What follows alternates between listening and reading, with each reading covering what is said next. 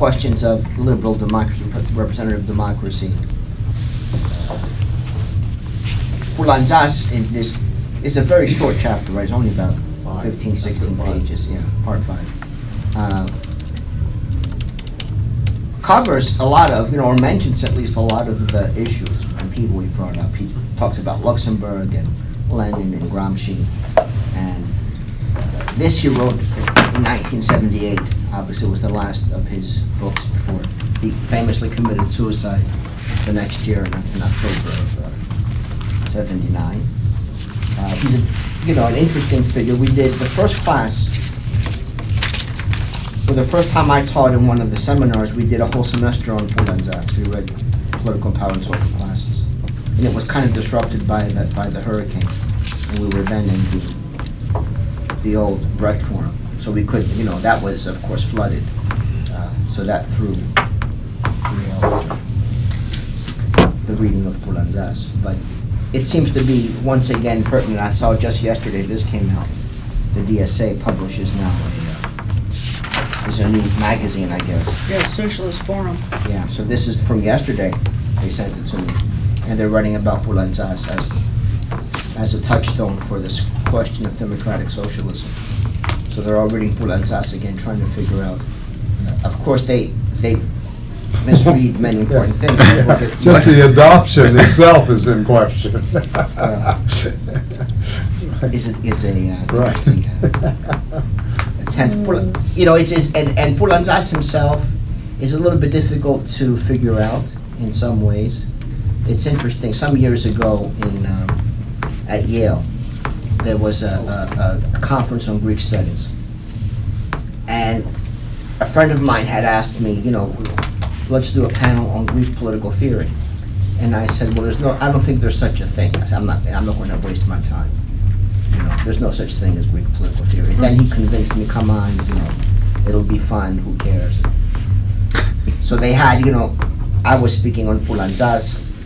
My friend Andreas Kalibas spoke on Castoriadis, and I had someone else speaking on. There's another famous Greek political theorist, Kondilis, who wrote mostly in German. So it has the three, most famous by far, contemporary political theorists.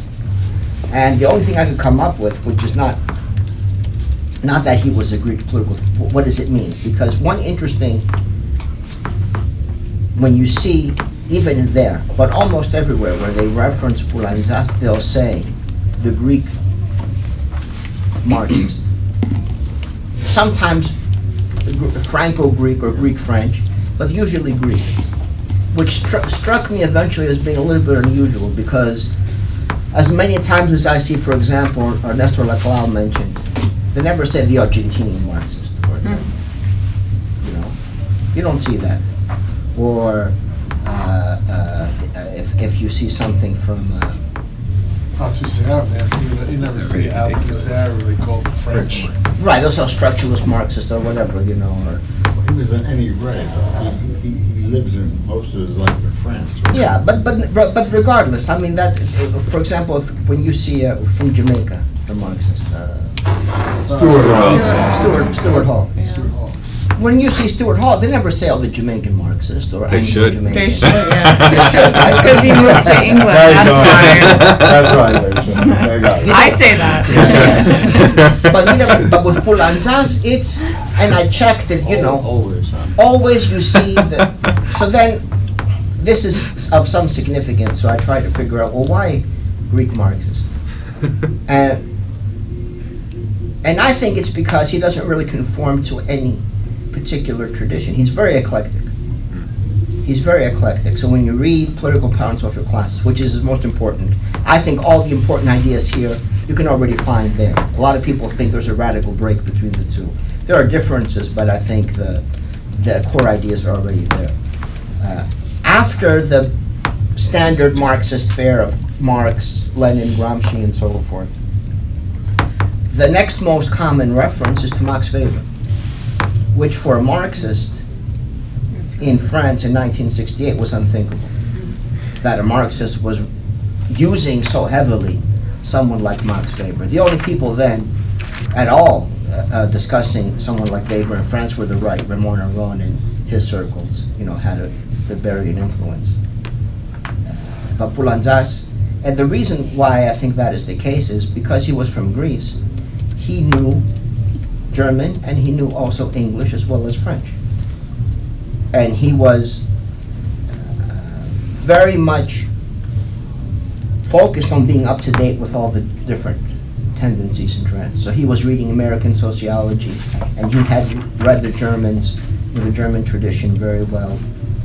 It's also true with one of course, Michael's favorite philosophers, who was famously fled Greece on the Mataroa, the ship that carried many of the Greek intellectuals, saved them from being executed, and they made their way to France.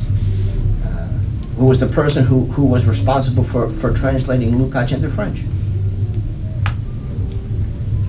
You know, and who the critique against him was that, well, he stole all his ideas from Lukács because the people in France didn't know Lukács, and he did. So he was, recycling the ideas and presenting them, which may be partly true, but it's still, it shows that you can think and you know what ideas are worth. He was also one of the few Greeks that was able to rise in the French publishing industry for academics. Yes, he was very Zalos influential. was, His the editor of editions Minuit.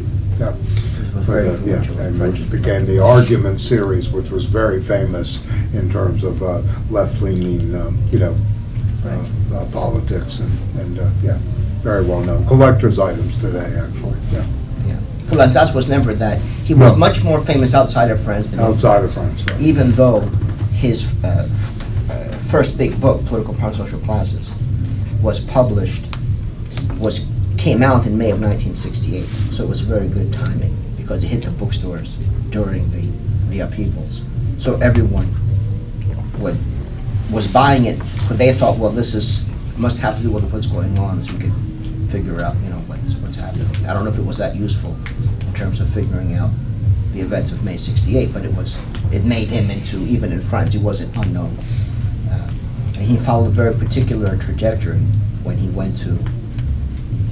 There's some myths, of course, in terms of Bob Jessup wrote the book on Poulantzas, where he tells a story about how Poulantzas went to Germany to study, but he found them to be too fascistic. And he wrote his father a letter, I'm leaving. They're too fascists. They're too fascistic here in Germany. I'm going to France, which is completely untrue. But I guess it's good for the myth, the persona.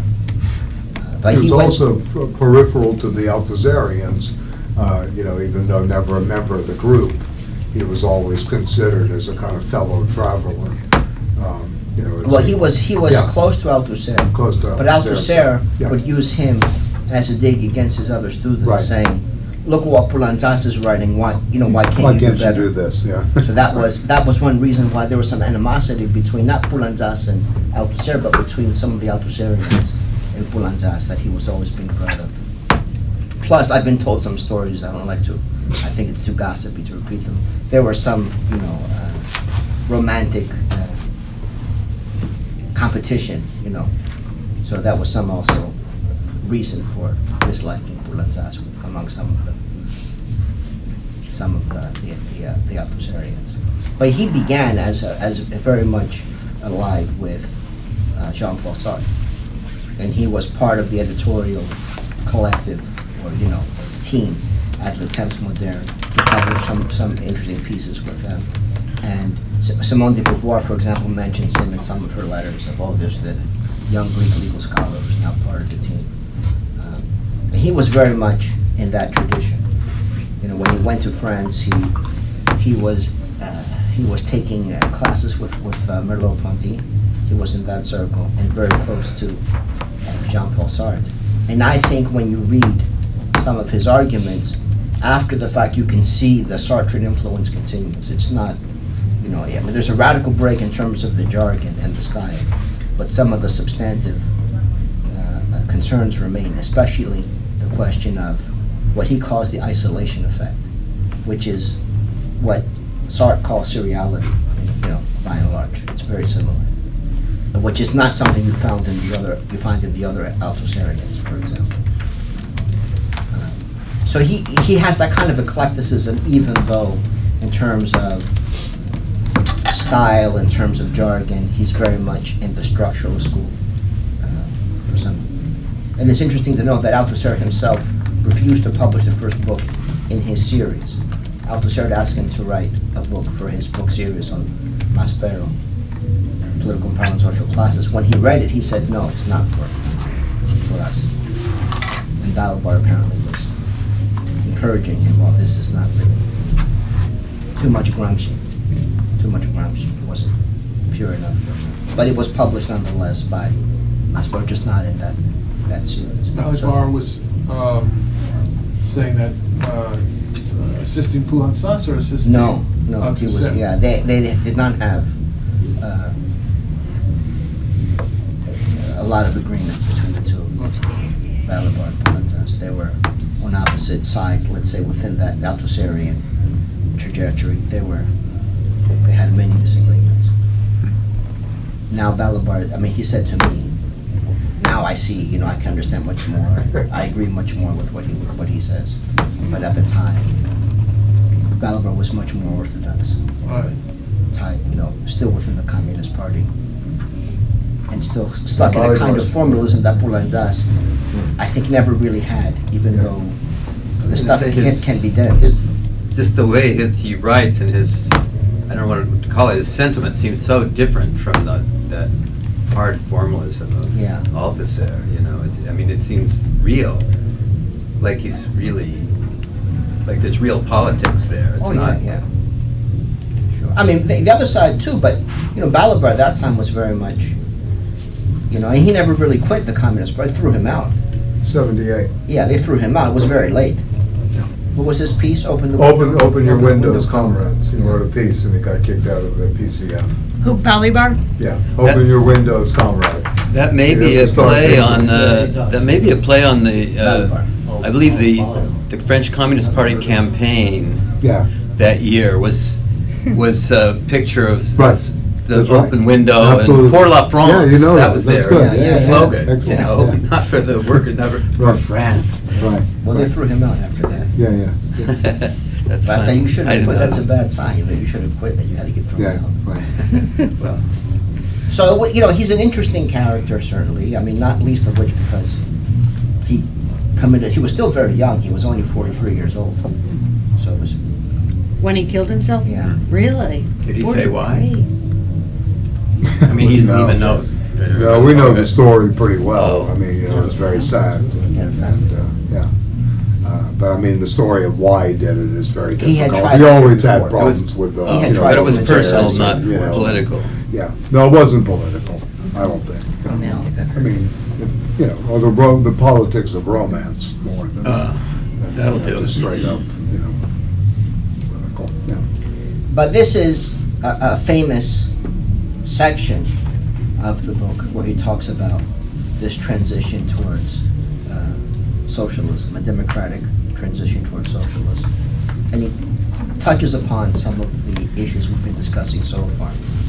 But I think it's important because, in part, some of the issues are back in play, although not in the same way necessarily. I mean, just the other day, one of my students asked me, do you identify? They don't even ask you the question, are you? Do you identify as a Euro-communist? I said, I don't think it's a meaningful category today. Anymore. Yeah, because there's no real movement. In the same way, I mean, I would say at least that Bratsis doesn't count. Varoufakis doesn't count. In the same way, I would say to be a Trotskyist today is, I mean, it's not really, in the absence of Stalinism and the other, let's say, points of departure, what does it mean to be a Trotskyist? I mean, it's kind of, it's like you relive all the old debates of 80 years ago. I think it's meaningless. In the same way to be a For Euro. the Praxis nursing home, The Praxis that'll be nursing the, will have the the Trotsky. early morning yes. things, 9 to 10, the Trotsky-Stalin debate, I think get the the people Maoist, going. the Maoist yeah. wing will have better Right. food. Then we have the Maoist, party formation debates. Sign me up, I'll work Yeah. there. Yeah, we have you as director, it's okay. We're Nurse ready. Ratchet. Yeah. The Maoists still have a party, which I they know, moved up to Harlem. I know, I visited the bookstore a few times, Revolution Books. Yeah, that was on 26th Street. Yeah. The life running down. to It used to be better when it was there, it had more We're books. thinking on all Yeah, fronts. I don't know, what they're up in Harlem now. Yeah, Who's that, Revolution Books? Revolution Books. Oh, yeah. But originally, they were on 19th Street, they had a bigger one, 'cause I visited that many years ago. You used to get, They had to a move lot of around. times you could get good books, Oh, because yeah, some good they books still that no had one great else books, would buy, yeah. that had been on the shelf for 10 years or Yeah. something. I found had some good finds there, before the days of Amazon where you could go online and find some good things. But, so this is a famous section. It's been discussed many times. And, because he explicitly addresses the question of how one can have a transition to socialism within the existing parameters of, let's say, bourgeois democracy or liberal democracy. He was against abandoning a representative democracy, for example. And I think there's a lot of confusion as to what that means. I think to really understand the significance of the argument here, you have to understand how he understands the state and how his understanding of the state kind of shapes his strategic sensibilities. His argument against the dual power model of, let's say, Lenin, or the idea of capturing state power, is because he doesn't think the state is either a thing that can be captured, right? That power is a thing that one can capture. He thinks power is a social relationship. It is only concurrent with struggle. There's no power outside of that movement of struggle. And at the same time, the state is not a subject. It is not an actor that can be persuaded, negotiated with, transformed into some kind of new subjectivity. Thus, if the goal of the struggle is to transform politically, as well as in other ways the society, inevitably it is going to be a struggle within the contours of the state. Inevitably, it's going to be, there's no outside of the state in that sense. Because to the degree that state power exists in the contemporary, in the capitalist world, it is concurrent with the question of state power. So if there's going to be a political struggle, even he notes here, if it's at a distance from the state as such, it is still inside the state. Even if it's at a distance from certain state institutions, and still inscribed internal to, it is, as of course Gramsci understood the state, as an integral state, as including political society and civil society. There's no outside of the state. There's no external to the state. And the struggles, to the degree that they are real, if it's a struggle, it has determinate consequences within, let's say, the space of the state. And maybe, it's only 14 pages, maybe we can read some big chunks. We could go back, for example, to his discussion of Luxembourg and Lenin, this matter of working. Of course, he very much wants to, also in this last section, note the lessons of the past. Because obviously, I don't think we can consider the October Revolution as having been fully successful. Not in its own terms, or even, there are some significant problems with what came out of the October Revolution. And here, Heath goes back to Luxembourg to say the big problem was getting rid of the Constituent Assembly, getting rid of the representative democratic movement, and then relying only on the direct democratic of the Soviets. So this is on the top of page 253. He says here, I said that I am posing the question, but as a matter of fact, it was already posed in Lenin's time and answered in a way that now seems dramatically premonitory. I am referring, of course, to Rosa Luxemburg, who Lenin called the Negro Revolution. She had the eye of an eagle, for it was she who made the first correct and fundamental critique of Lenin and the Bolshevik Revolution. It is decisive because it issues not from the ranks of social democracy, which did not even want to hear of direct democracy and workers' councils, but precisely from a convicted fighter who gave her life for council democracy being executed at the moment when the German workers' councils were crushed by social democracy. Now, Luxemburg reproaches Lenin not with neglect or contempt of direct rank and file democracy, but rather with the exact opposite. That is to say, exclusive reliance on council democracy and complete elimination of representative democracy, through, among other things, the solution of the Constituent Assembly, which had been elected under the Bolshevik government in favor of the Soviets alone. It is necessary to reread the Russian Revolution, from which I also quote just one passage. In place of the representative bodies created by general, popular elections, Lenin and Trotsky have laid down the Soviets as the one true representation of the laboring masses. But with the repression of political life in the land as a whole, life in the Soviets must also become more and more crippled. Without general elections, without unrestricted freedom of press and assembly, without a free struggle of opinion, life dies out in every public institution, becomes a mere semblance of life in which only the bureaucracy remains as the active element. It is certainly not the only question to be asked concerning Lenin. An important role in subsequent developments was played by the conception of the party contained in what is to be done, by the notion of theory being brought to the working class from outside by professional revolutionaries, and so on. But the fundamental question is the one posed by Luxemburg. Even if we take into account Lenin's positions on a series of other problems, as well as the historical particularities of Russia, what ensued in Lenin's own lifetime, and above all after his death, the single party, bureaucratization of the party, confusion of party and state, statism, the end of the Soviets, etc., was already inscribed in the situation criticized by Luxemburg.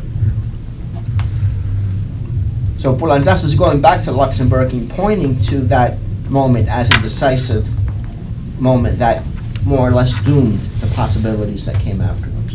That by eliminating the institutions of representative democracy in the Soviet Union, it also doomed the possibilities of direct democracy. It did away with the open political spaces necessary for some kind of a vital, popular mass politics and movements to be possible. It says we have only the bureaucracy left, and all the rest has been eliminated in effect.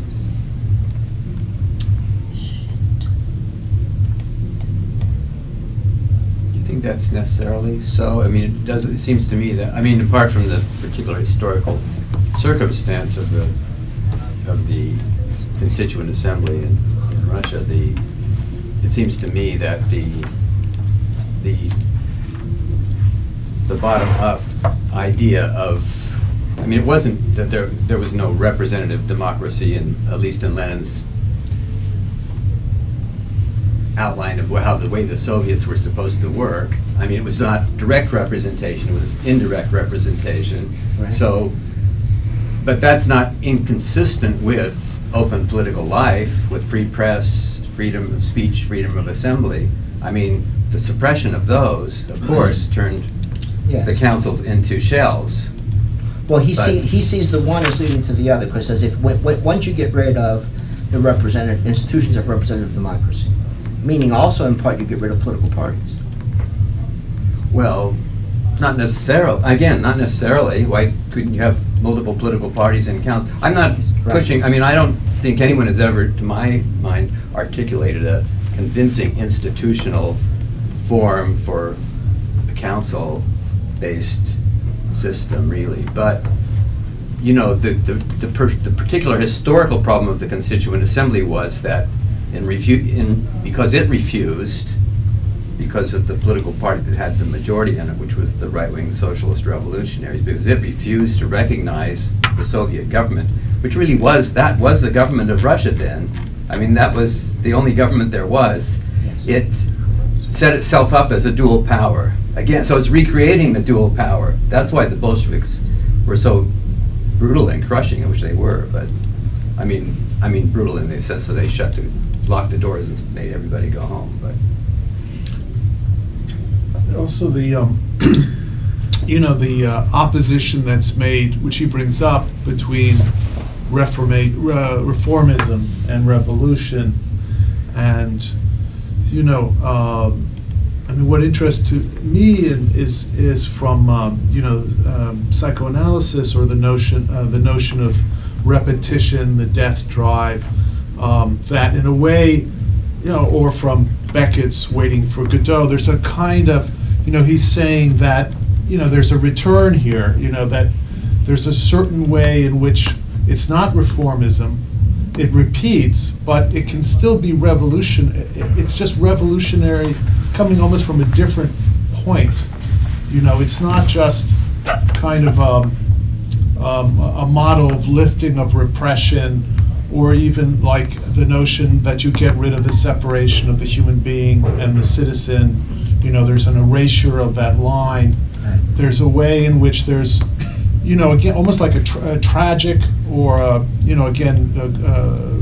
Samuel Beckett, but there's a kind of repetition, and yet it's still, you can't think that blocks a revolutionary. It still can be completely revolutionary. It's just, so you're not to mistake it for merely reform. Well, maybe it's the case that until it actually works itself out, you couldn't predict. Maybe, of course, Luxembourg could have been wrong, let's say, and that strategy could have resulted in a different outcome.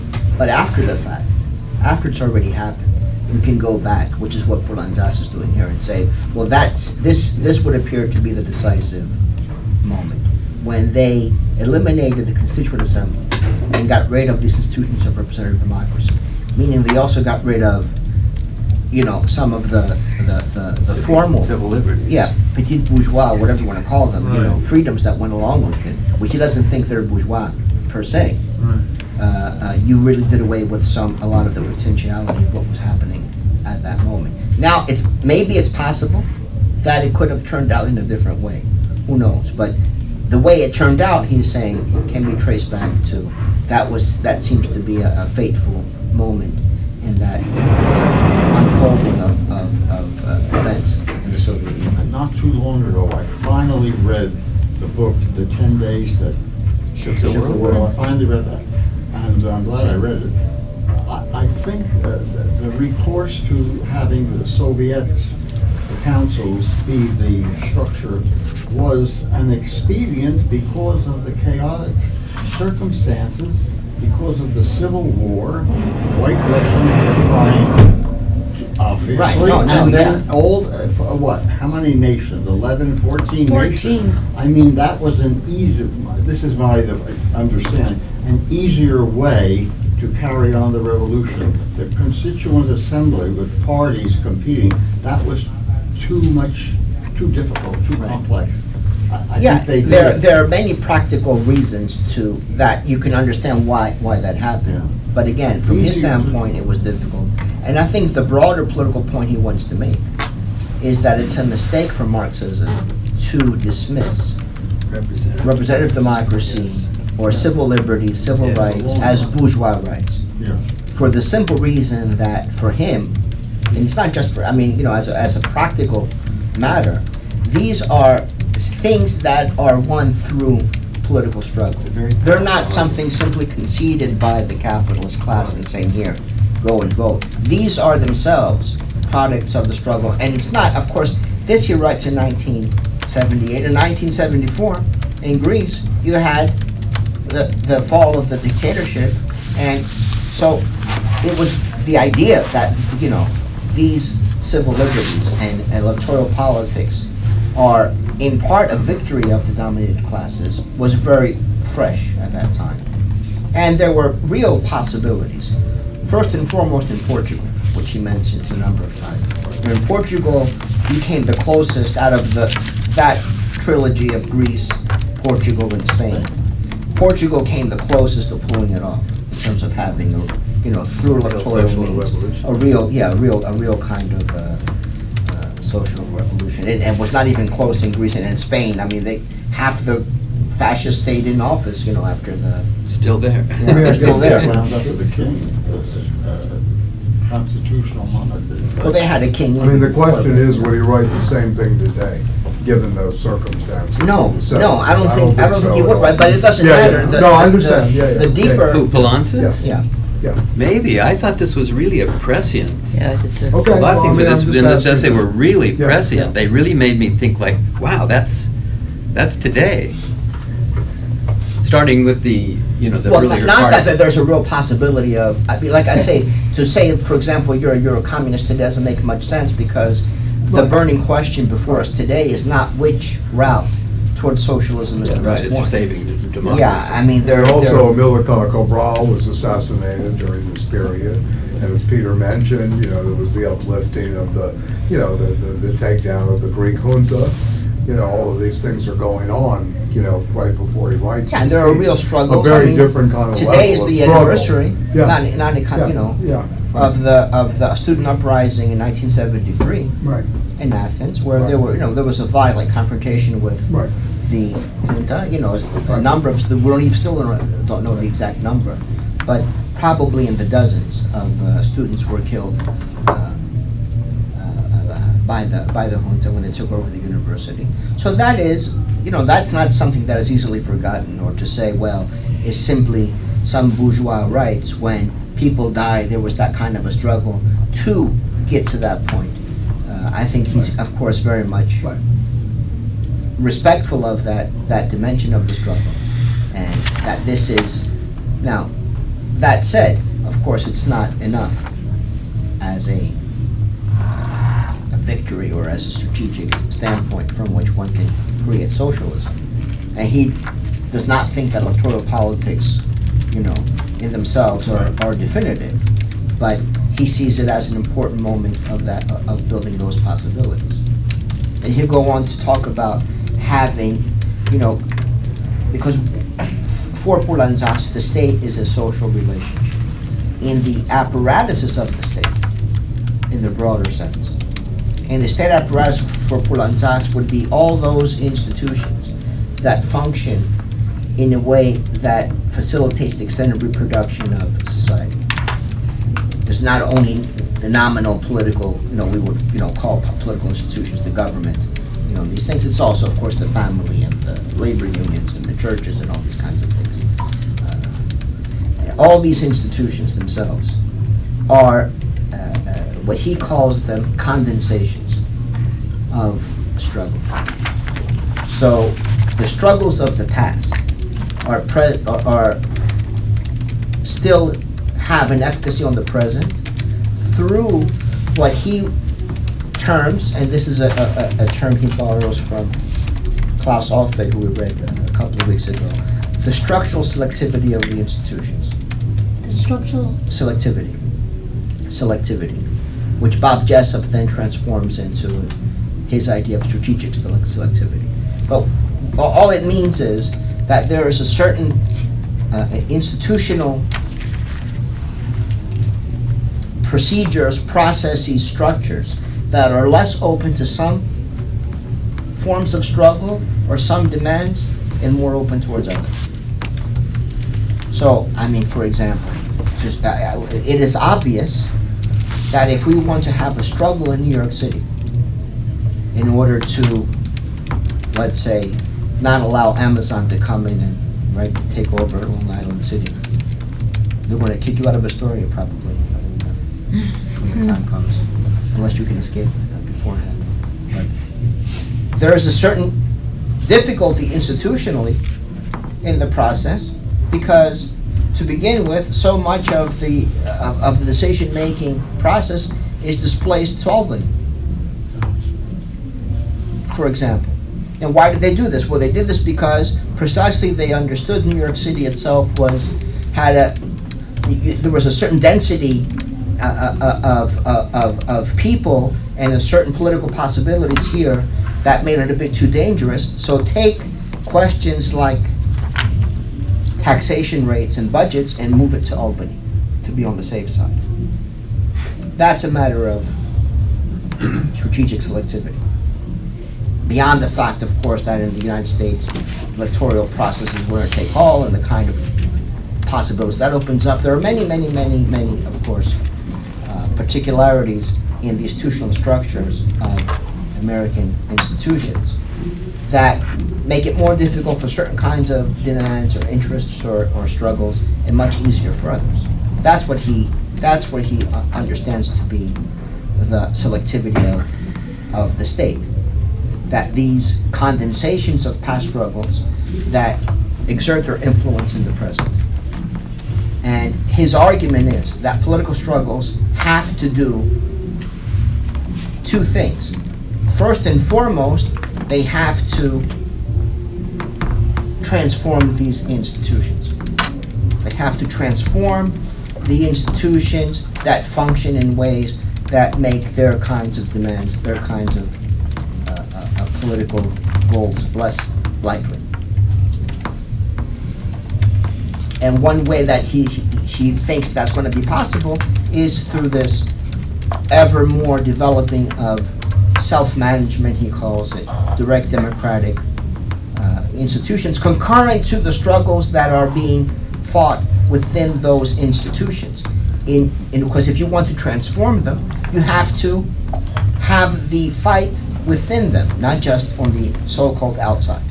There's no outside the state. There's outside the institution. But if you're outside the institution, you're not going to be successful because you have to enter the institution to transform it from within, in a sense. You have to change its structures in some meaningful way. I think the term that was used in the 70s was structural inhabitation.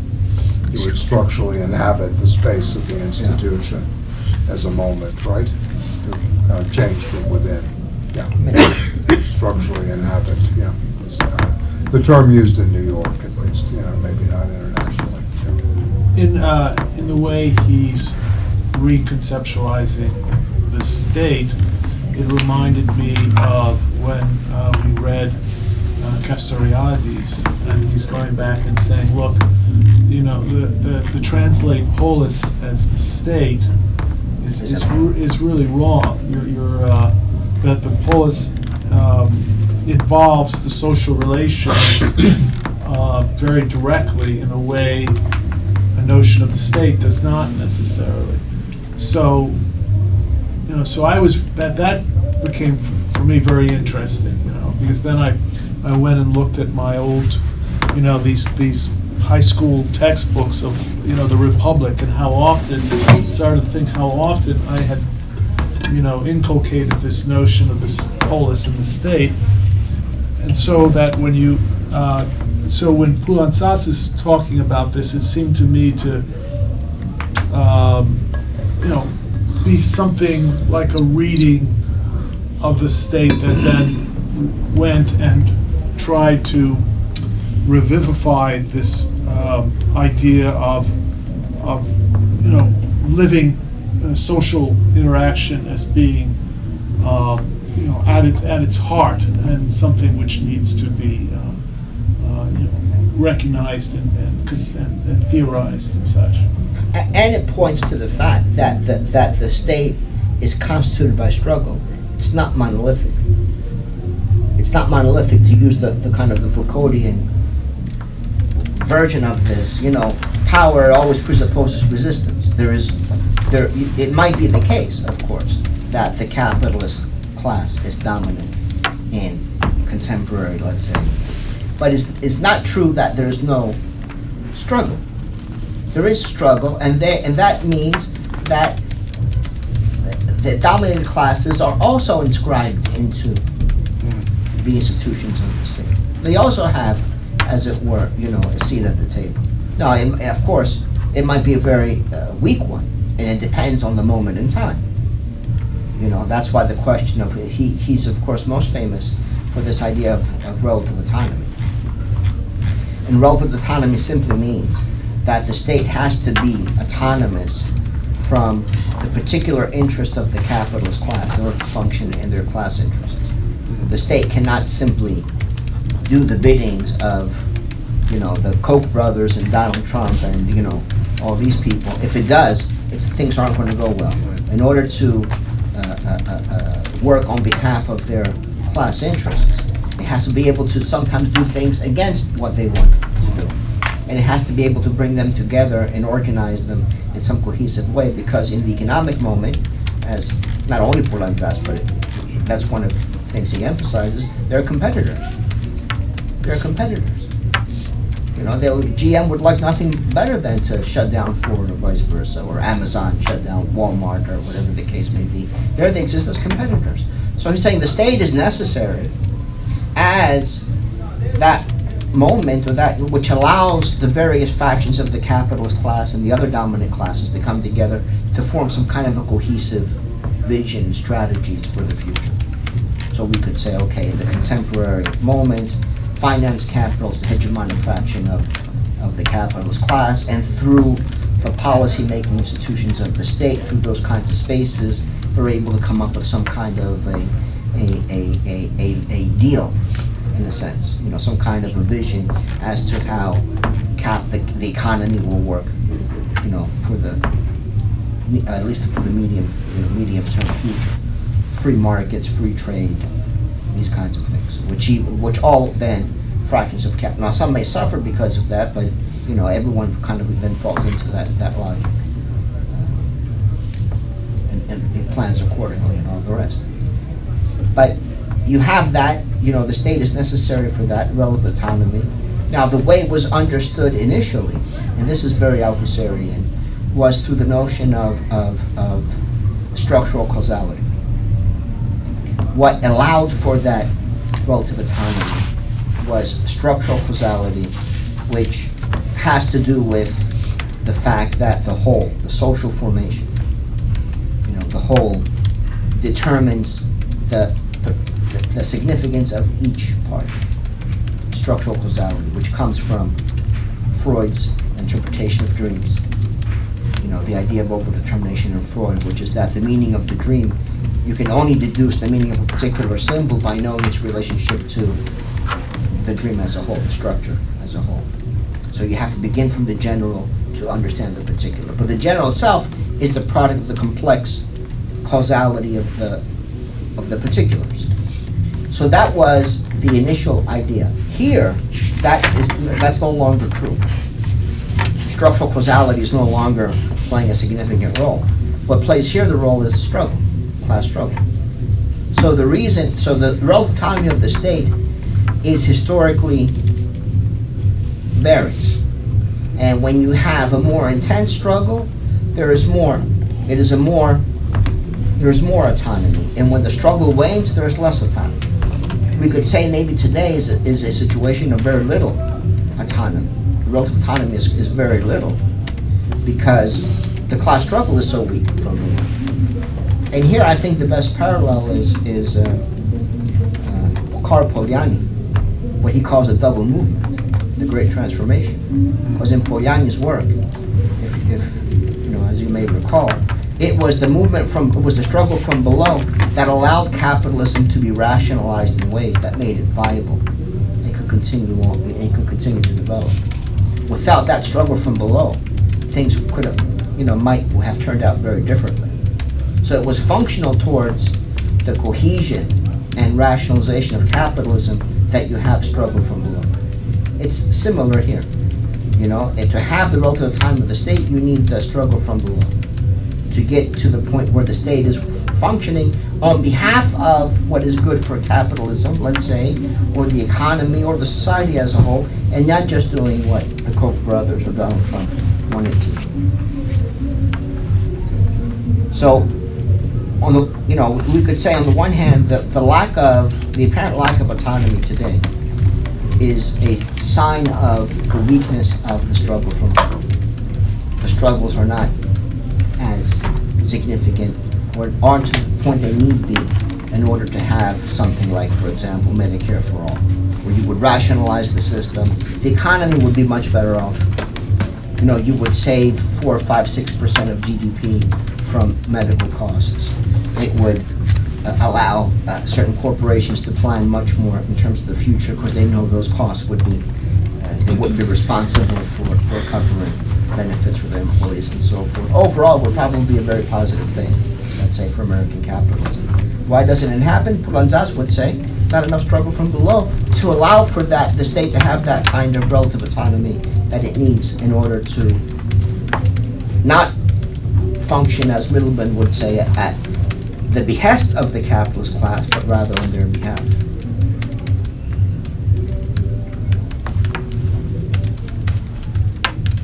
So if the struggle is the mechanism through which these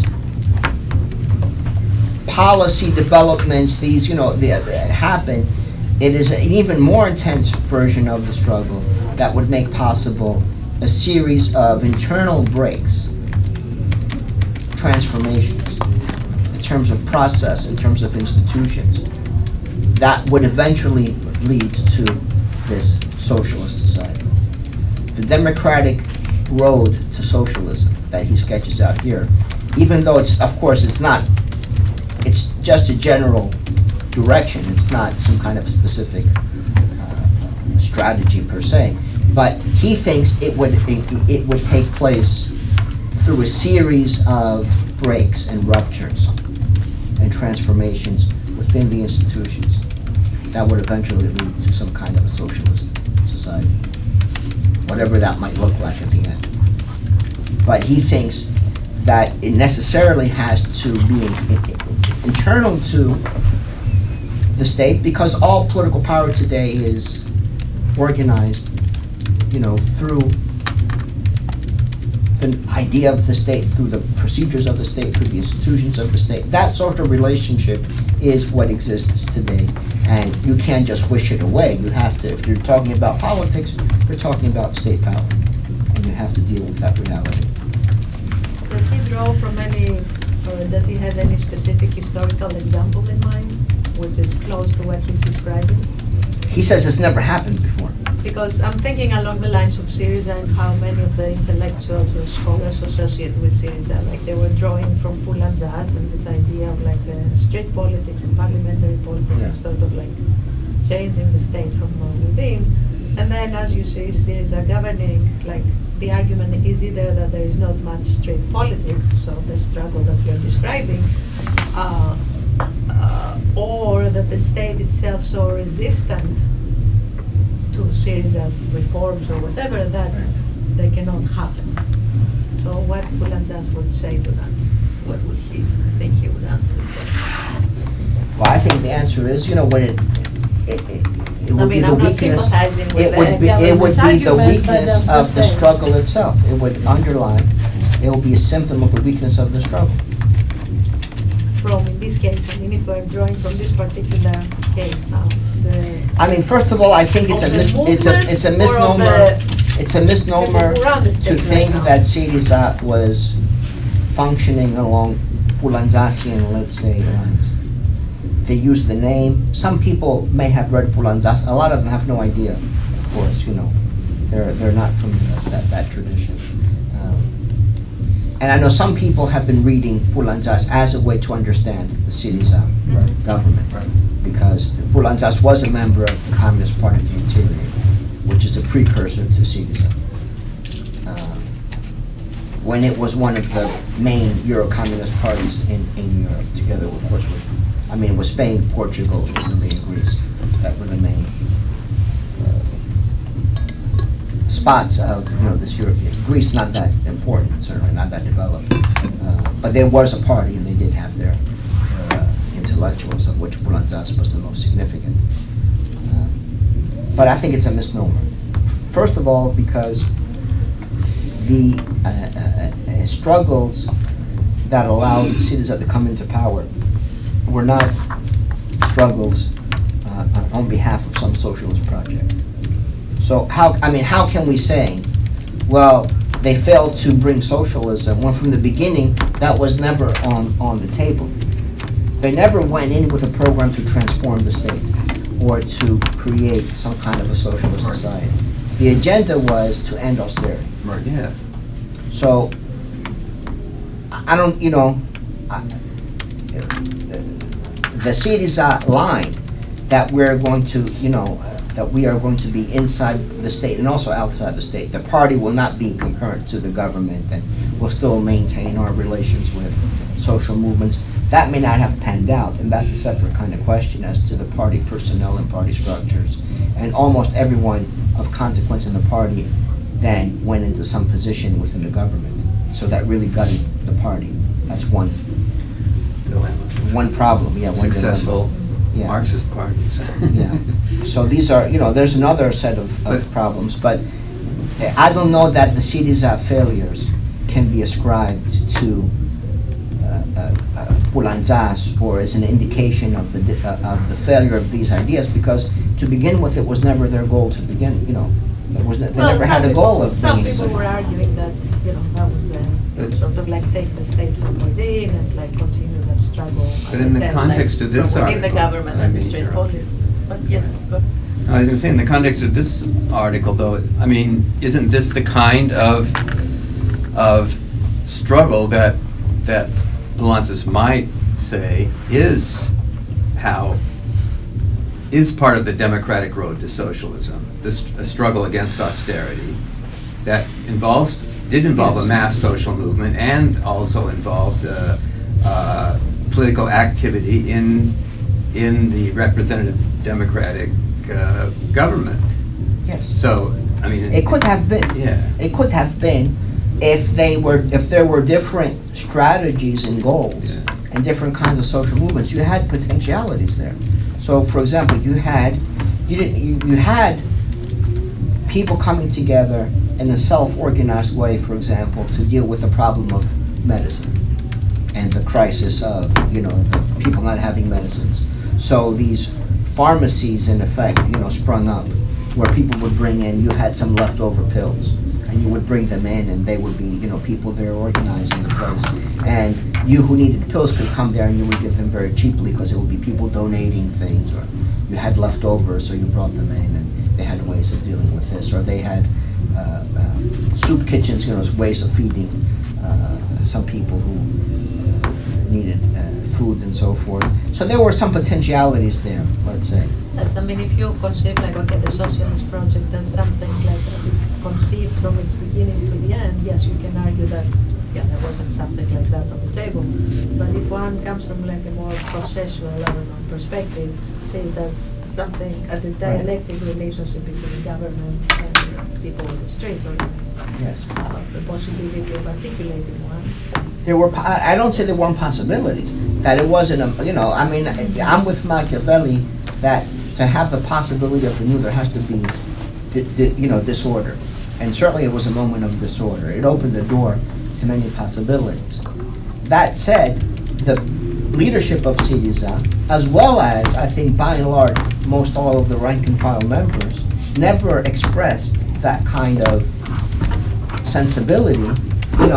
They were much more, at least that's been my experience, tied to the question of eliminating austerity. yes, but isn't the fight against austerity a progressive fight? I mean, whether they succeeded in it or not, or were defeated is another question. I don't but- think it's inherently progressive, because, for example, the Well, the idea, first of all, the GDP of Greece fell roughly 26-27%, let's say, from the beginning of the crisis until last year or 2 years ago, whenever it was the lowest point of the economic contraction. But we could also say that the GDP then of Greece in 2015 or so, or 16, was right about where it was when the euro was introduced. So let's say as a practical matter, you had the possibility of consumption in Greece in 2016 at the levels of 2001, which is an unheard of contraction, but at the same time, in 2001, levels of consumption were not experienced as being a crisis. Now, in part, that's because the economic crisis impacted people very differently. Some people made more money, and a lot of people Lost lost a lot of money. If things were spread out more evenly, for example, it would be a different situation. It's not so much the economic contraction. And secondly, the problem I have with the end of austerity being the goal is it brings the question of consumption as being the highest value. It is extremely bourgeois in the sense that, can anyone today conceive of supporting policies that cause economic contraction. Every question today is how can we increase growth? How can we increase consumption? How can we increase? Everywhere, labor unions, corporations, it goes back to, of course, Gomper's, what do you want more? And the other side says exactly what we want too. We want the same things, which is, in this sense, true. Everyone wants more. So, Syriza never put forth, let's say, it was never socialistic, it never put forth a different set of values around which people then could organize their political sensibilities. It was a reactive project in a way. I mean, maybe a well-meaning reactive, but it wasn't transformative. But Never at least- really had those elements, I mean, there were some people who spoke of that, but never really, or it wouldn't have split so quickly, I mean, 6 months after the seizure after the taking of electoral power, you had nothing but splits. Right. Many of us were very supportive of Syriza, obviously, and were active in the electoral campaigns and so forth. But I understood it in a much more simple way, that if the dominant ideology today is that there's no alternative, that the markets decide, the Greek situation was one moment where that logic could be attacked. Right. That was a moment where you can attack that logic. Right. Not that Syriza itself had a radical political program, makes sense. but that's the most basic of to say, well, it should be human beings that decide policies and politics, not markets, as it were. And it failed in that regard too. Because at the end, the agreement, in the summer of 2015, said that there is no alternative. Why? Because the government of Greece is fearful, or the people of Greece were not necessarily capable of enduring the economic hardships that asserting their agency over that of markets would have presupposed. So if you want there to be another alternative, you have to be willing to, as B.B. King would say, you have to pay the cost to be the boss. That's the problem. Socialism in one Nobody country, wants, especially a everybody small, wants to go to poor heaven, country. but nobody wants to die. That's the Albert, night- that's Albert King. But on the night of July 5th, 2015, wasn't it? Yeah. When there was that moment where, with a gun to their head, the ATM, all the banks Yes, having been yes, closed, and if you vote no, you are not getting money. People And voted they no. And they voted no. That was, and There was a- then the government capitulated, but it was a Yes. moment where it could have been interpreted. Right. They were afraid. We were there, Richard. They were afraid. I was on the island. They were I right to went be as afraid. the no vote representative because the other side likes to steal. I was in Paris. You were Likes to in Paris. You're like Poulantzas. So it was a great euphoria. I went. I treated everyone afterwards to lobster dinner. I said, if we win, we're going to go for lobsters. So it was a great. And then of course it was because they were, some friends I had who were then members of parliament, I would call up and I'd say, you have to, but they were very afraid. They said, look, it's going to be worse than Chile in 1973. They were very afraid of what would happen when the banks were closed permanently and, you had shortages of basics and, it was a very risky move. So they were not willing to take the risk. Well, there was zero preparation towards that. There was zero preparation too. Yes, because if you were going to do that, you had to be preparing from the Yes. beginning and do things like, Yes. other people say the opposite. I was just in London Your the last production week. towards the direction of being isolated and Yeah. thrown out of the markets and all that. Right. So And for 3 years, nobody prepared. No, or well, thought they didn't have 3 years, but they had 6 in months to that prepare, but direction. still. No, already in 2012, things were going to that direction. So, but no thought, for Because I think it was possibility of break. it was too ominous even to consider. I think it was beyond people's imagination to think that they could actually beyond their endure such a It was beyond their- situation. It's not. It's also how they view Yeah, that's what I'm the saying. masses. That what happens when You know, in some places, you cut off this espressos for a weekend, people will be, you know. I mean, imagine, It was a very scary That's a view situation about for it, sure. yeah. And but there were possibilities. And There were the always people, possibilities. although I mean, you know more, I don't know enough about Greece, but I know the people wanted to stand up to the EU, Right. but they didn't want to leave in the end, the people, I don't think, wanted to leave the euro. They didn't want to, That's my yes, they didn't want to impression. lose, They didn't want to lose the euro, they access wanted to go to other to countries and work. inexpensive import. People still Right. remember the days where So it's a- you had to save for 2 years to buy a refrigerator or whatever. They, you know, that was still, I mean, that's because not that's what forgotten. Varoufakis said, they should set up their own currency, right? I mean, he didn't say they should leave the EU, but he said they should leave the Eurozone. They had Varoufakis and Galbraith, But nobody who had wanted come to do Greece it. as his special advisor. We're trying to come up with ways where you could have liquidity. If they cut off, That's Right, right. right. you could have liquidity and keep the economy internally functioning as then you know, you Right. try to buy you time to set up all the other Breathing things. space, yeah. Stathis Kouvelakis, who I saw this weekend in London, I was in London for a conference, he told me, I hadn't heard this before, that they had been tipped off by some people on the inside, where in Greece, the European Union had hid cash reserves. Oh, And they were armed, and Syriza had sent the military to guard each one. You know, they had they would take the money, presumably, you know, if push came to shove. I don't know how much was there, but there were, I think, he said something like, I don't know, 20-something or 30 locations in Greece where cash was hidden. They're ready.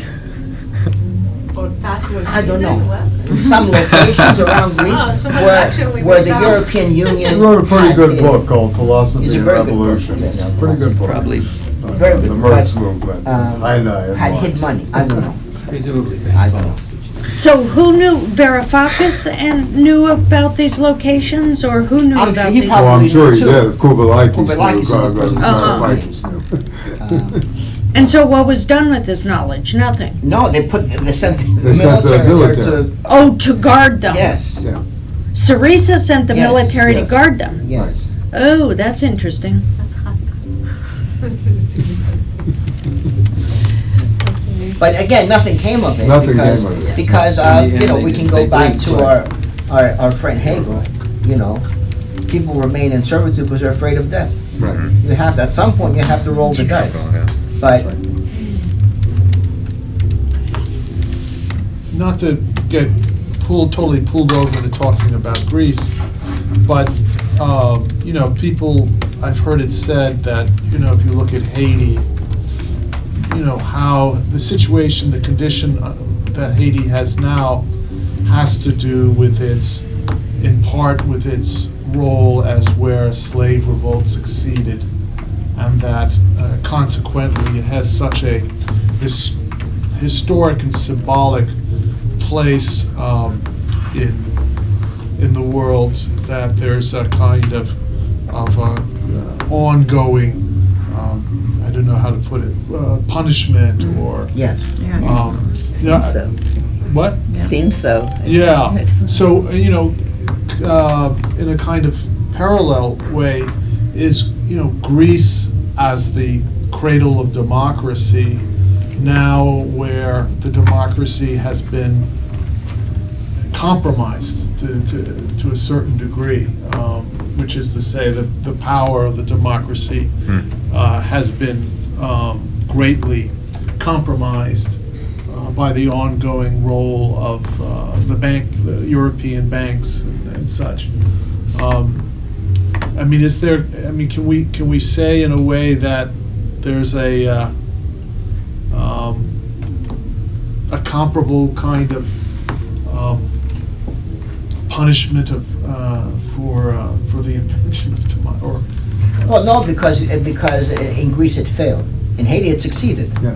The revolution was Yeah. successful. Cyprus wasn't too The strong. limited attempt in Greece. Now, had they succeeded, we might have seen something as vicious Right, as, of course, right. what the West Yeah, did to Haiti. right, exactly. Uh, That was you the know, risk. And that was by That was the risk. argument always with people who said, well, we ran the numbers. Within 3 years, the Greek economy will be Ridiculous, booming. I know. I said, how do you know what the Assumption. reaction of the others are Right. going to be? You're Right. presupposing that no one reacts. You know, Right. that the Germans say, okay, well, you know, Go you ahead. did what you did. Now, you know, Right. we're going to send you more Right. refrigerators and Volkswagen.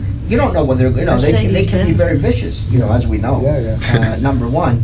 But number two, I would say in the case of Greece, is not the crisis of democracy precedes what happened in Greece, let's say, in 2015, or what's the ongoing situations.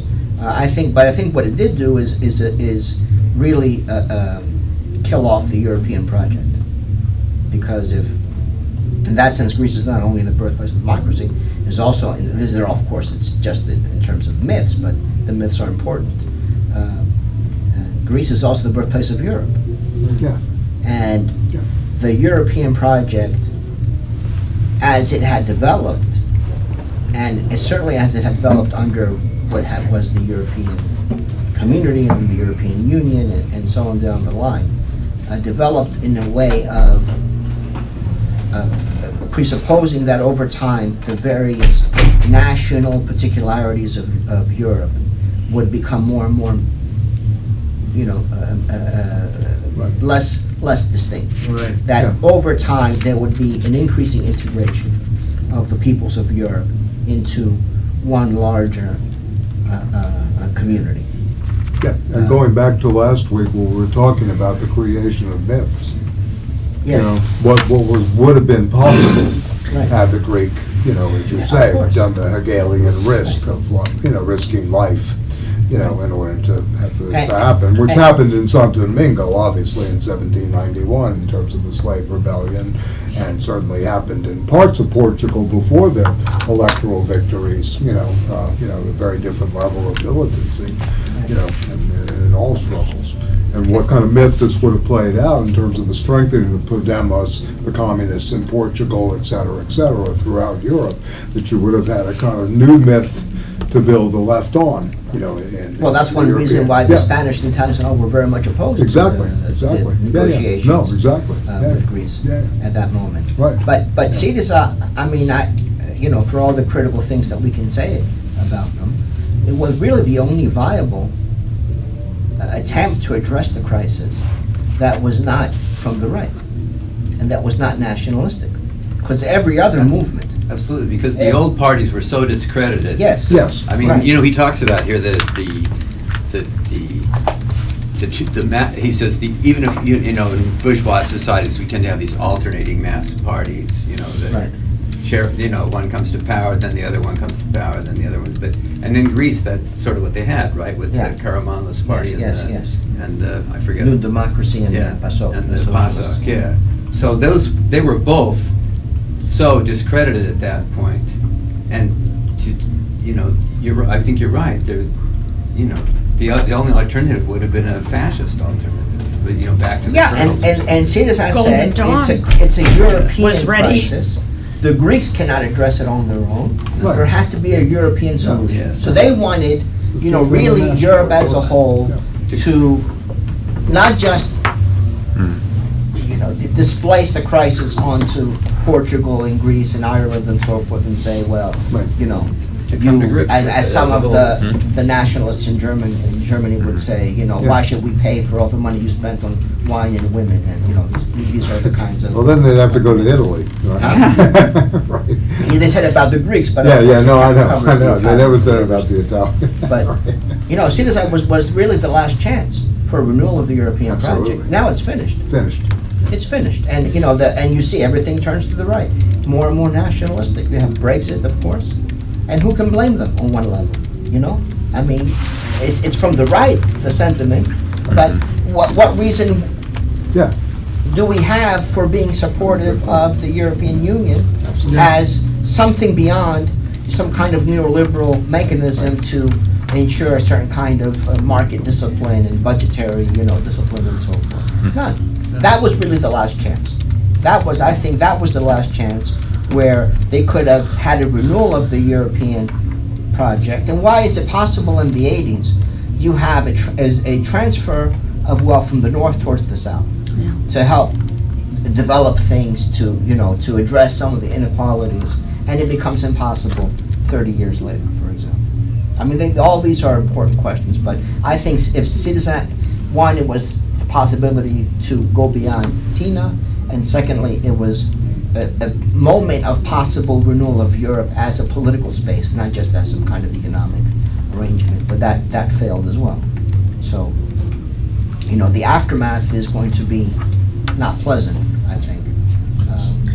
Well, I mean, it's sort of off the topic, but it did raise the question of how should socialists then prepare for the aftermath of, Yes, I think it's a very good question. I mean, Given that as Leonard Cohen would put it, the excrement is about to hit the ventilator. yeah, right, because you do have to, Yeah. they should be preparing the movement in some way, such That's as right. it is. That's right. And I don't know, I'm sure there are people in Europe thinking about that. Varoufakis has We don't this hear thing about that them. seems pretty, DM. I don't know, pie in the sky, what's this called, DM? DM. Yeah, DM25. Which seems to interest no one. Well, there's no connection to mass movements. Exactly, There's it's not part of the movement. It's completely detached. From the islands. It's sort of about him. From the islands, from the privacy I of mean, the islands. yeah, but I mean, but you have to, people have to think about that, but it does have to be Painter wife, connected then to Yeah. something that's going on in the streets.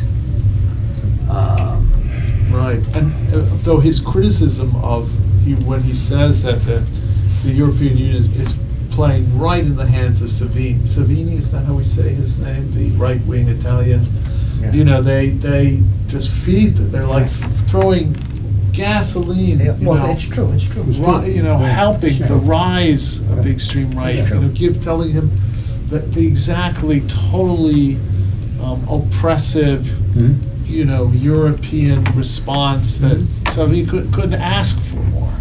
It's true.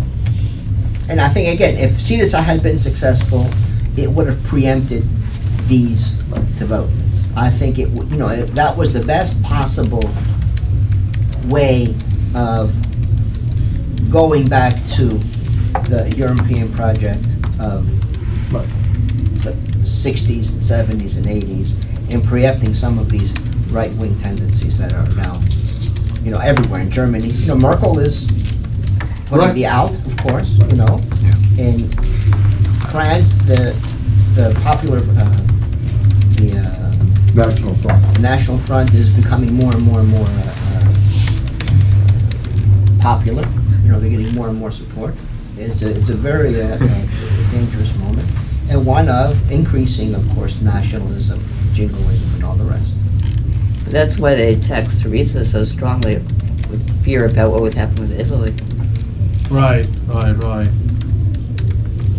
In some ways, I mean, the economic logic is really tenuous because the Greek debt was 300 billion or so, which is One quarter of the student debt in the United States.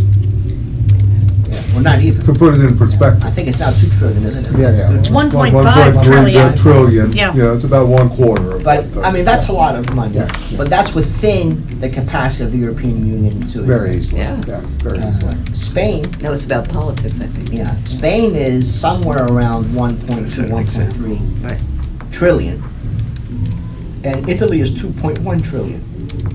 So if you have a run on Italian sovereign debt and/or Spanish sovereign debt, there's no way the European Union can. Oh, right. And to put There's it no in way to terms do of it. fictitious So, capital. so I don't know why they wouldn't try to eliminate that possibility by Right. solving the debt crisis in these smaller places to bolster confidence,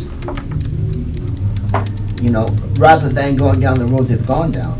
Because if there is a run, which is very possible, Oh, yeah. obviously, Why on not? Italian sovereign debt, there's no way they can, once it gets out of hand, there's no way they can address that They level were of debt. technocrats. They can, each country pitching in 50 billion here, 60 billion there, they can come up with 300 billion to do what they did with Greece, to transfer all that private debt into public hands. they can't do it with Italy. There's no way. Varoufakis is saying that the reason why the euro stays strong is because people are moving, smart people are buying euros and putting them in German banks because it's going to break up. And at that point, the euros in German banks Will become a German. will It's become no longer the Deutschmark. shadow Deutschmark, it's the real Deutschmark will explode Deutschmark up. Well- If you have your euros in Italian banks, again. Right, If everyone does that, though, it, yeah. I put it in the Swiss There would francs be, instead. That's where I- Yeah, good. that's where I-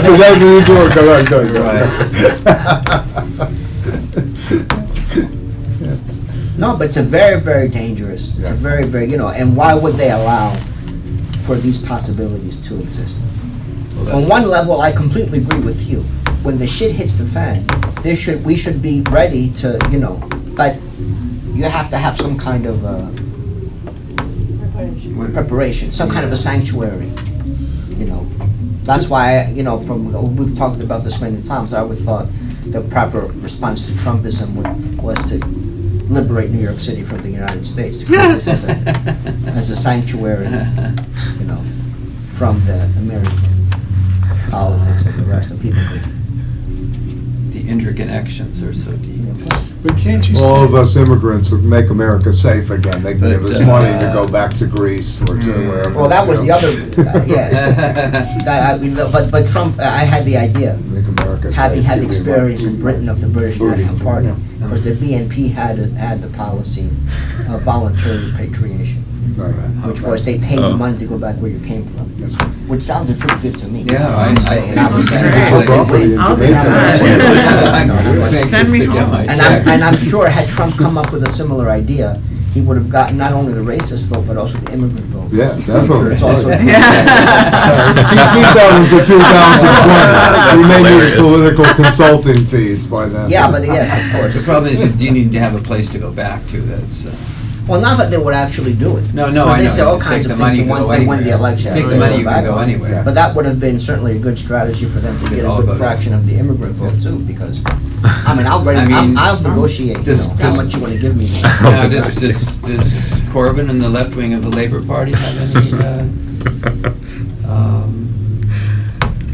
Paradoxically, that they're the last great hope. The last hope. that's what I was Yeah. wondering. Internal parliamentary God. formation. They're the last hope, Corbyn. They have very good. Smart people around. People, they have smart people. Yeah, they do. They are, and they really are, they have a real possibility of winning the If there's election. an election. Now, that said, of course, as we know, Which I don't think there will be. There English might be. society is a very conservative society. And you have all kinds of real substantive dilemmas and problems in terms of working class Yes. organization and the possibilities there. Always I'm reminded, we mentioned before, I mean, culturally, the English working class, which I know Polanyi. something about, is often very conservative, especially. It's not only conservative, I mean, Culturally, I'm saying. Polanyi's argument in The Great Transformation is that in all of Europe, the English bourgeoisie was the most vicious of all. They're the most vicious of all. And his argument was the English working class has been beat down so heavily that they have become incapable of self-organization. That they're beat down so heavily that it's almost like he says they're a different race. They've become a different race of people. That's so intense. Better now. That's, Well, that's a bit heavy, but I have to say, I had read that, and I never took it seriously. I never took it that seriously. But when I happened then to live and when I lived in London, I lived in the middle of London in Bloomsbury. it's different. It's all, it's like being but in if the you go middle to of Yorkshire or Manhattan. something. it's- When I was then in the University of Salford, and I would walk the streets of Salford with the remnants of what used to be, this was the first real working class, those were working Right. class, Big house. was in Salford, Manchester. You could tell, here you can tell the class origins or distinctions by how people dress, how they speak, or these kinds of things. There, even you just saw their face, you could tell. Mhm. It was almost like they had a different look to them. Like which the is which is Okies. not true here, by and large. You can't, if you give someone a shave and put them in nice clothes, you can't tell necessarily You know, and we all have our tricks. You know, Stanley looks at the teeth. Aronowitz thinks you look at someone's teeth, you can tell. I think Or it class depends. temperature. That's true in Well, the that- yes, US for that's the true in class many ways. basis. That's true. Yeah. Absolutely. In England, not so much because they all have bad teeth. But I always, That's true. I look to, Now, look you at know, that take your passion, your Netflix passion show, involved. Making a Working Murderer. hospitals, I mean, put it in everyone in that the show has people I bad put in teeth. the wallet and so forth. But you could look at people's faces, and it was like they were from, you know, different species of humans, as it were. That had been so oppressed, so run down. So, I mean, I think obviously, I think there are possibilities, but again, it's a difficult terrain from which to create something new. And it's not enough disorder, maybe. In Greece, there was much more disorder, let's say, with the crises of the austerity movement. Well, there could be, depending on how catastrophic economically the Brexit thing turns That's out true. to be. Well, That's true. the UN Special Raconteur for Poverty just issued a Right, about report the UK. on the Saw UK. 30% of people live in poverty. He puts it all at the feet of austerity politics. Yes. And he said, I mean, it's devastating. I mean, obviously that's where the Brexit vote came from. It didn't come from London. But I wanted to ask you, what is your interpretation of what are the differences in ruling class politics in Europe, where you said in the 70s and 80s there was a desire and an actual fact of redistribution from the north to the south, Right. where there was, even though short-term, long-term, very ill-advised what they did to Greece, you know, given what's, It is. you know, coming down the pike in Italy and other heavily indebted countries. Why was there absolutely no political room to maneuver on the part of Germany? Well, I think it's I mean, part- was it the it's class partly- struggle on the ground? It's Was that partly- wholly determinant, or were there other No, I think factors? partly it's a product of the weakness of the struggles from below. Okay. They can get away with it, and they can. And in part, I'll go back to, you know, in the journal Situations, there was a wonderful piece by Konstantinos Tsoukalas, who was, of course, Yeah. Poulantzas' great friend and collaborator from 3 years ago, the deregulation of morals. And he makes the argument there, which is a very, I think, important one, that it's the transformation in the temporal dimensions of capitalism. The fact that everything now is short run, short term, 12, 18, 24 months into the future. Yeah. That there's really no longer anything to, the planning for 20 and 30 and 40 years down the road has vanished. So the calculations are short run, that there's no thinking about the long-term viability and reproducibility of the System as a system, whole. yeah. Right, I mean, everything is dependent on short-termism because they answer to Wall Street. That's a byproduct of, you know, fictitious capital and financialization. So when you talk about Greece owing $250 billion, this is basically less than 0.5% movement on the Dow Jones Industrial Averages in terms of, you know, market capitalization and coinage. This is how minimal this kind of debt really is to the overall levels of the abstractions in the system.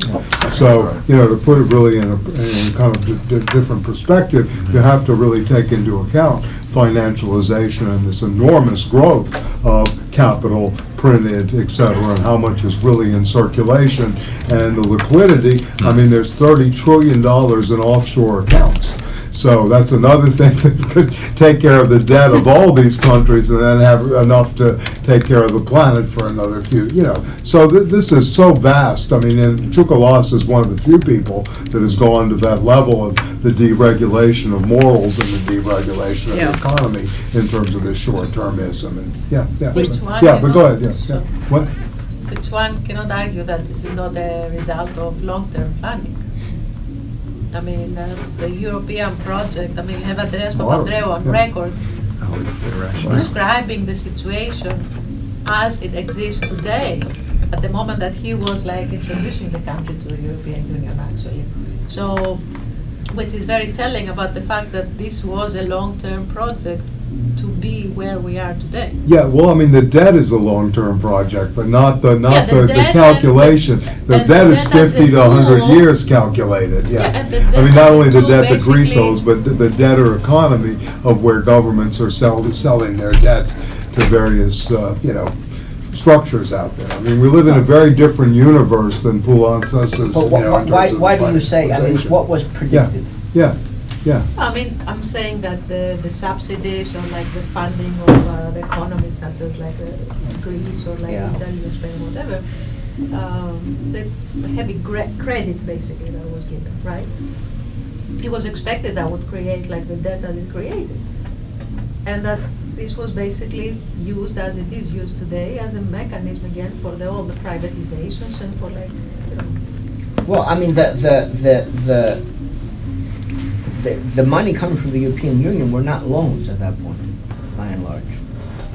They were, Both they loans they and, were transfers yes. from the wealthier Right. Right. countries to. Right. There's no doubt that there were significant transfers of wealth from the north towards the south in those decades, in the 80s and 90s, for Right. example, right, with the Delors and all these Which different. was with the objective to create a kind of economy that served the economic interest of Europe at large, but not necessarily like the long-term economic interest of the country. Like, I mean, you stopped production in so many levels just because that was the imperative of the European Union.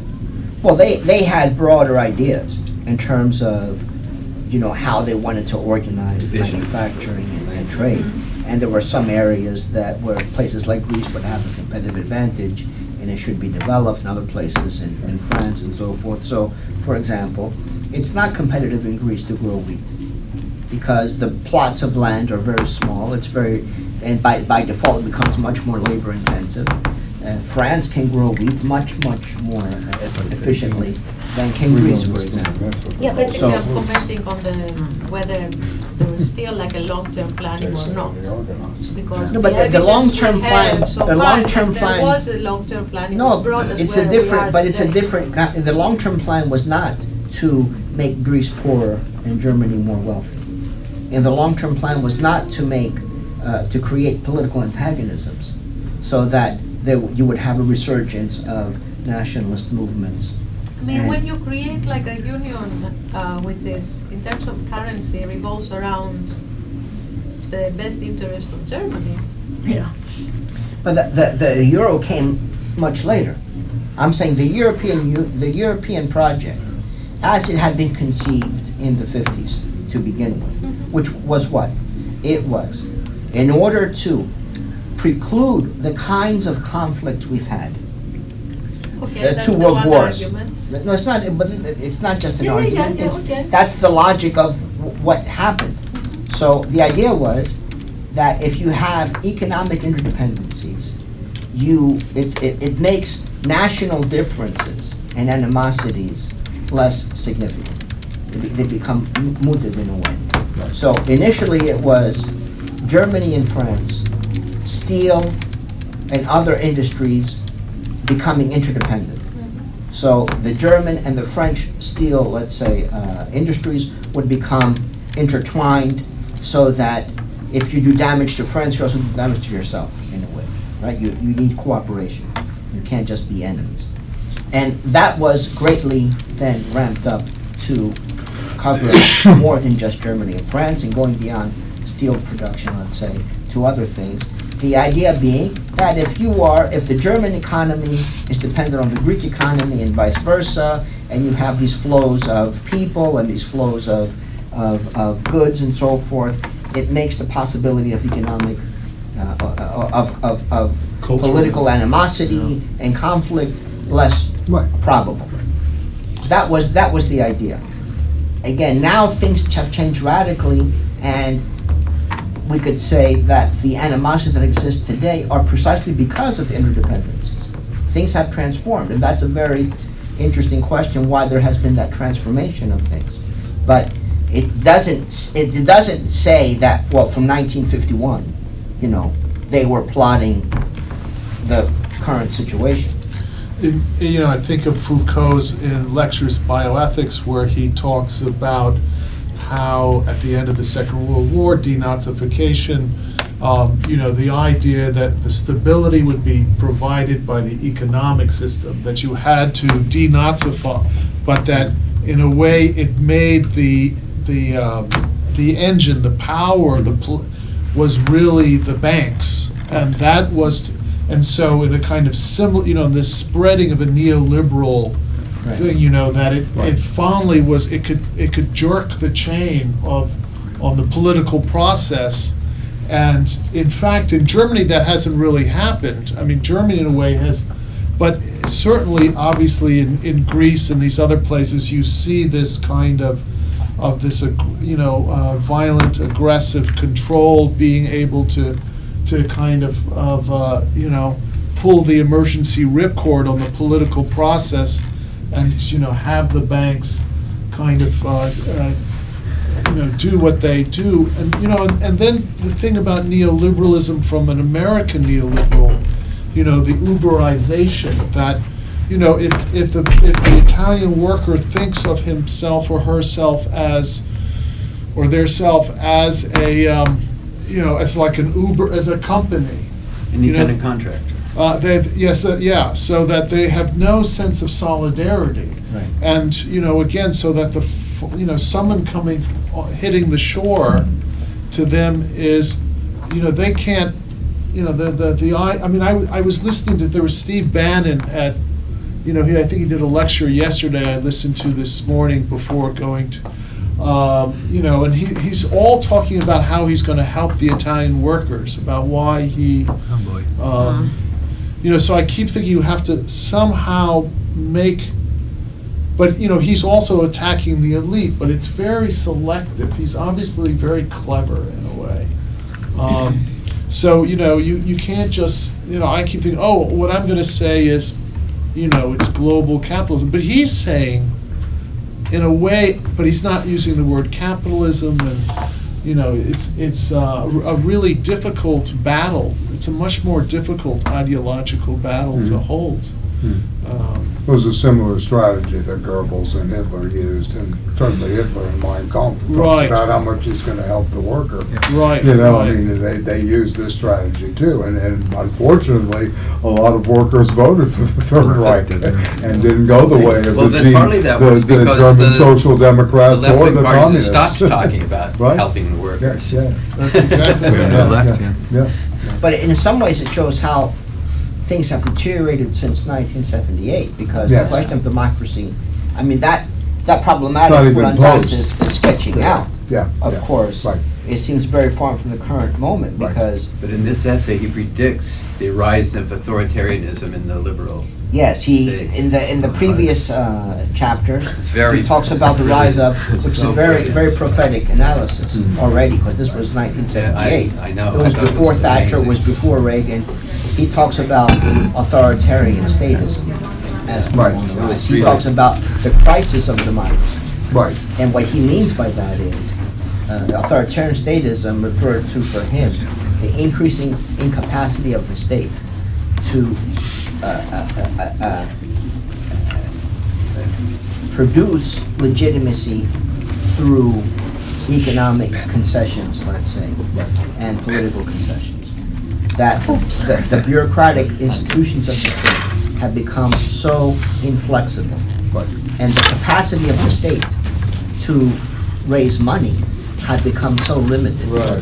that the strategies of the previous generations, where discontent from below was met with welfare state programs or increasing political liberties, was now increasingly met with repression. Right, and you see that That's what he empirically. means by Yeah. that. You can see that empirically. But I'm with saying, real to see wages that for- already in 1978, of course, he was looking to places like Italy, I think, Yeah. as an example. However, you can look at real wages in labor in the Yes. United States, completely flat. Plateau. From 1973, 74 on till today. But this Yeah. is certainly, I think, a very important dimension, Absolutely. because in some ways, we aspire to the liberal democratic politics of the 70s. We would like it so that you vote for a party and they say, we're going to increase benefits, and they increase benefits. Now, even in the United States, talking about this, Trump can't simply say, we're going to raise money. his argument, and it's a serious argument, is, look, there's a lot of money that we're missing out on because our taxes are too high. You know, Apple is not going to bring their 400 billion, whatever it is in cash, to the U.S. if they have to pay 35% tax on it. So the only way for us to be competitive is to decrease the taxes. New York City says the same thing. New York City says, look, if we want employers to come here, if we want Amazon to come and invest $2 billion or $3 billion, our only choice, we have no, it's not as if, you know, either we say we don't want any people to invest here, or we have to make certain concessions, because otherwise we are, so the power of, in that sense, capital becomes so deterritorialized that the power of the state to increase revenues is gone.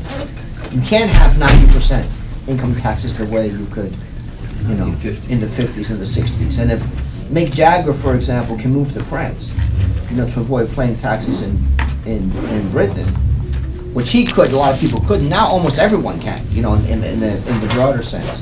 You know, no one is any more tied to, I mean, other than people like us, but, you know, in terms of capitalist enterprises, we have a great mobility. And again, it really is, you know, the writing is on the wall in some ways in terms of what the likely outcomes are going to be.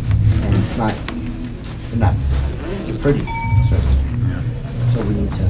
I mean, hasn't the age of financialization just narrowed the possibility of action, of movement, of social democratic policies on the part of governments? I think so. Yeah, I think so. I mean, I think that piece you mentioned by Nicos, deregulation of morals, Right. I think it's a really important one, because he talks about the situation. And I think in terms of, it presupposes, I think, that to bring up the question of democracy today, you have to really come up with a new spatial order. That the real limitation today is one of space. It's a spatial, because in the space of capitalism, it becomes, even the bourgeois democracy becomes less and less possible. And there has to be a new kind of spatial form that we have to come up with in order to make some kind of a democratic moment possible. Huh? Mars or Venus. Men go to Mars, women go to Venus. Mars or Venus. So I don't know what the, you know, Well, but part of. but that's what- why I say maybe we just have to start from one city, like New York City can become a. But he points out, you know, that the key is not that you don't keep struggling within. Yes, you have to struggle within the representative democratic institutions. You also need the struggle Yes. from below, Right. that's outside the political institutions. Right. And he says the problem with both Stalinism, if you want to call it that, or CP socialism and traditional social democracy, is both of them really have the same idea. We're going to get control of the state, and then we're going to pass socialism down from the top down to the workers. He sees that as an Whereas what you need is to build the struggle from below to broaden the base. Right, and they're suspicious, and they've always were The suspicious relation of anything that they didn't presupposes the control, ground. Yeah. could be gurgling up from below. Yeah, yeah. No, I just thought it was an illustration. I thought it was brilliant. Yeah, I have read some of his stuff Of before. I how had read Poulantzas is being this. made.